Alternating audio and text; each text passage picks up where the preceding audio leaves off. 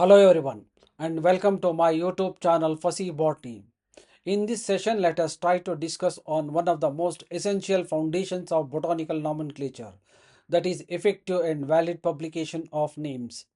Every scientific plant name we use, whether in research, floras, herbarium work, or in field studies, must follow a strict process before it becomes officially recognized. But what exactly makes a plant name published, and what additional steps transform that name into a validly published and legitimate one under the International Code of Nomenclature? In this session, we will break down these concepts in a simple and practical way.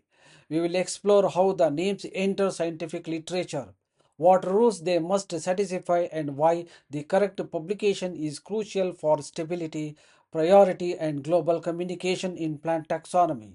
Let us begin our journey into the rules that govern the scientific names of the plants.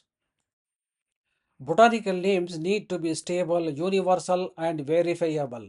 And to achieve this consistency, the International Code of Nomenclature lays down clear rules for how plant names must be published.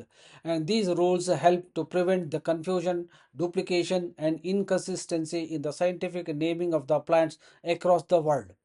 Central to this system are the two important concepts: effective publication, which ensures that the name is made publicly available in a permanent and accessible forum, and valid publication, which confirms that the name has met all the formal requirements of the ICN and can therefore enter official botanical nomenclature. This presentation aims to explain how the plant names earn official recognition and to clarify the distinction between the effective and valid publication through a simple explanation and illustrative examples. A botanical name is considered effectively published when it is formally distributed to the public in a permanent, accessible form that can be read, copied, and cited by anyone. In simple terms, effective publication means the name has been made publicly available, but it does not necessarily imply that the name is valid or legitimate under the ICN. It only confirms that the publication itself was carried out correctly. According to the ICN, the act of effective publication is important because it establishes the official date of publication, a key factor in determining the priority among competing plant names. For a plant name to be effectively published, it must appear in a publicly accessible publication, such as printed books, journals, or monographs, or in electronic journals and PDFs with a fixed, unchangeable content. The publication should be distributed to the public or to the scientific community so that the libraries, researchers, and digital platforms can access it. The private or the restricted circulation does not qualify. It must also be in permanent and durable form, whether printed with the stable pages or provided as electronic files carrying an ISSN and or ISBN and fixed content, as required by the post 2012 ICN rules. Additionally, the work must be clearly state that exact date or the year of the publication, which is essential for determining the priority. Finally, it must follow the accepted scientific publication standards, meaning it should be a part of the recognized stable publication and must be subject to later modification or editing. In botanical nomenclature, several types of materials are not considered for valid or formal publication. These include unpublished or informal documents such as handwritten notes, personal notebooks, field diaries, private letters, emails, WhatsApp messages, and unpublished manuscripts. Also excluded are the restricted or non-public documents like theses and dissertations that have not been formally published, reports circulated only to the limited audience, and interdepartmental publications. Ephemeral or edited formats such as websites, blogs, social media posts, Wikipedia pages, and online drafts without fixed content or data are similarly unacceptable.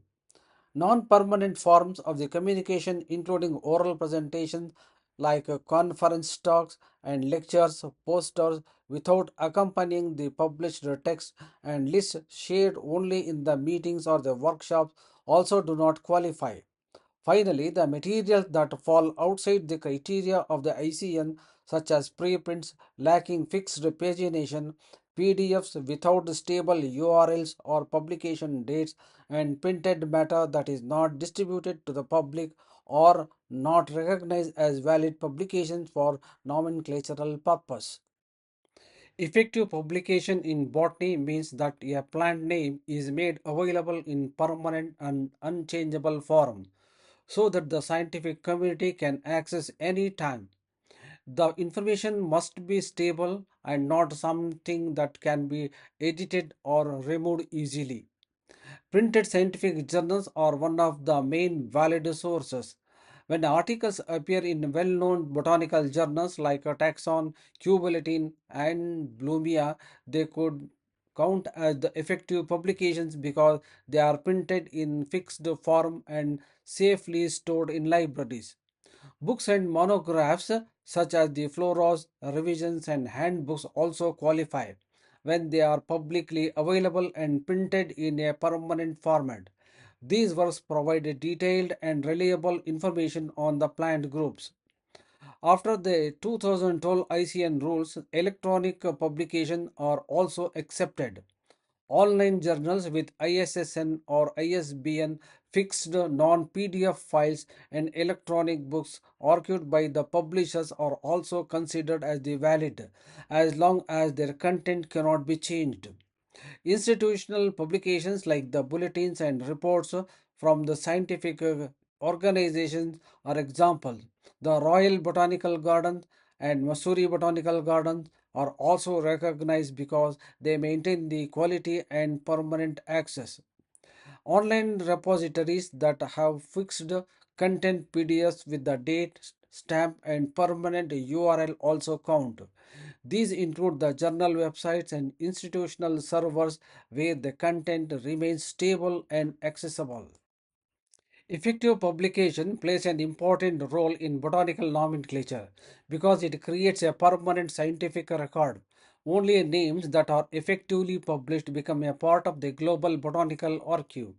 It also establishes the priority, meaning the date on which the name is effectively published decides which name must be accepted under the ICN rules. Earlier valid names always take precedence over the later ones. Another important benefit is that the effective publication allows other botanists to verify and reproduce the information. Since the published material is accessible and stable, anyone can read, check, and confirm the name and its description. This also prevents the confusion by stopping the use of informal or unstable names found only in the notes, emails, or unpublished documents, which are not recognized officially. Effective publication supports the global standardization by ensuring that the botanists around the world follow the uniform, consistent, and reliable naming systems, and also the essential first step toward the valid publication. A name must be effectively published before can be considered valid, declared legitimate, or used in scientific literature. In botanical nomenclature, the name becomes officially recognized only when it has been validly published. And this can happen only after it has been effectively published according to the rules of ICN. Effective publication simply makes a name available to the scientific community, but a valid publication goes a step further by ensuring that all the ICN requirements, such as proper description, type of designation, and format, have been fully met. It is only these validly published names that can proceed it to further legitimate and ultimately the correct name used in botanical classification. For a plant name to be validly published, several basic requirements must be met. First, the name must appear in a recognized, permanent, and accessible source, either in print or in an accepted electronic format. The name itself must be written correctly according to the binomial nomenclature. Every valid name must also have a designated type. Usually, this is a holotype. And if the holotype is missing, the rules for selecting the lectotype or a neotype must be followed. The type specimen must always be deposited in a herbarium so that it can be examined in future. Along with the name, there must be a clear description or diagnosis of the taxon. Before 1st January 2012, this had to be written in Latin. After that date, it can be written in either Latin or English. The rank of the taxon must be clearly indicated, whether it is a species, subspecies, variety, form, or a higher rank like section, series, or a family. The name of the author who validly published the plant name must also be given. Finally, the name must not break any ICN rules. It cannot be a later homonym, must respect the rule of priority, and cannot be prohibited name like tautonyms. In botanical nomenclature, several well-documented cases illustrate what constitutes a valid publication under the ICN. Acacia nilotica serves as a classic example, first described by the Linnaeus as the Mimosa nilotica and later transferred to Acacia by Delely. Its publication is valid because it appeared in the effectively published botanical work with a proper description, a designated type, and a correct author citation. Likewise, Madhuka insignis Suresh stands as a modern example of validly published.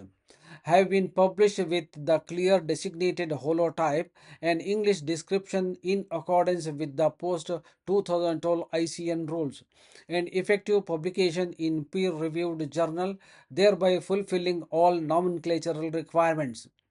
Another historically important case is Cassia fistula, where the Linnaeus provided a proper binomial along with the Latin diagnosis in species plantarum. And although its type was designated later, the name remains validly published. A further illustration is Senna alata, where the Roxburgh created a new combination based on the basionym Cassia alata. The publication is valid because the basionym was properly cited, author citation was accurate, and the original typification was retained, fulfilling all the conditions for valid publication. A botanical name becomes invalidly published when it fails to satisfy the essential requirements laid down by the ICN, even if the author intended to establish a new name. One of the most common reasons is the absence of a designated type specimen. Without a holotype or another acceptable type, the name cannot be considered. Names also become invalid when the required description or diagnosis is missing. Either Latin or English description is permitted. Valid publication also depends on clearly indicating the rank, such as species, variety, or form. If this is omitted or written incorrectly, the name automatically fails. Another frequent cause is the lack of effective publication. The names appearing only in the thesis, private correspondence, non-fixed web pages, or unpublished reports remain invalid regardless of quality. The illegitimacy is also contributes to the invalidity. A later homonyms or the superfluous names cannot be accepted when an earlier valid name already exists. Errors in format such as failing to use binomial nomenclature, incorrect Latin construction, or missing author citations further disqualify the name. Provisional or uncertain names are also excluded because they reflect ambiguity rather than formal establishment. Even the misdated publications can create problems since priority is based on the actual, not the stated date of publication, and discrepancies may render a name invalid. Through these ways, the name may fail to achieve a valid publication despite appearing scientifically reasonable. With this, we conclude our session on effective and valid publication under the ICN. I hope you now have a clear understanding of how a plant name moves from a simple proposal to a formally recognized correct scientific name. Remember, effective publication makes a name accessible, but only a valid publication with a type, proper description, rank, and format gives that name a true scientific standing. As botanists, following these rules ensures clarity, stability, and global consistency in the plant names. Thank you for joining this session.